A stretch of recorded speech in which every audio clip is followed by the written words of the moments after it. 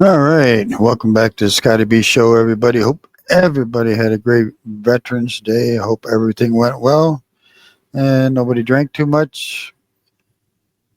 So let's get started on our story today is make counter drone training as routine as marksmanship.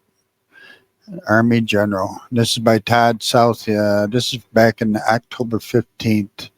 So it says soldiers recently deployed to the Middle East often had less than a minute to decide how to take down an incoming drone. A unit detecting, intercepting, and destroying a drone often took less than 4 minutes, said Major General Scott Noman, commander of the 10th Mountain Division. To meet that threat, the two stars working with his unit and using a soldier created tool to prepare troops to counter drones more effectively. Training counter drone should be as routine as drawing our rifles, going to the range, and honing our marksmanship skills. Noman said at the Maneuver War Fighter Conference at Fort Moore, Georgia in September. The 2nd Brigade Combat Team experienced 170 one-way drone attacks between August 2023 and April 2024, according to Noman. That may be like a lot, but if data from the Russia-Ukraine war is any indicator, Newman said units could face that many attacks or more in a matter of days. Let that sink in a little bit, Newman said. Our formation were defending from fixed sites. We weren't maneuvering on the offense, and we weren't conducting large-scale combat operations.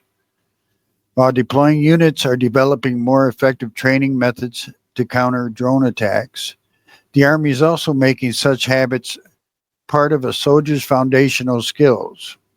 The service announced last year that it would include counter drone training in boot camp. Staff at the Center for Initial Military Training is writing the doctrine for this initiative, Army Times previously reported. Sergeant Brett Humphill, a squad leader with 2nd Battalion, 2nd Brigade Combat Team, described his experience responding to frequent rocket attacks during a recent deployment to Syria. After the initial months, rocket attacks became a regular occurrence, averaging 2 to 3 times a week, mostly at night. Hemphill said in a release, "We'd grab our gear, head to the bunkers, depend on the situation. We'd either deploy as quick reaction force or track down the attackers based on intel or witness reports."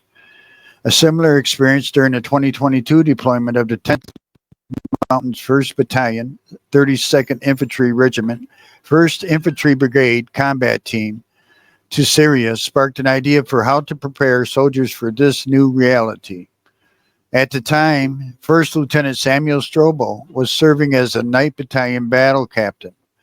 According to an Army release and his experience, along with those of 1st Lieutenant Mitchell Crowley, would lead them to create the randomized enemy action contact trainer or REACT system. The application generates essentially combat information about an incoming drone or rocket attack that helps simulate battle drills for an operations center, Newman said.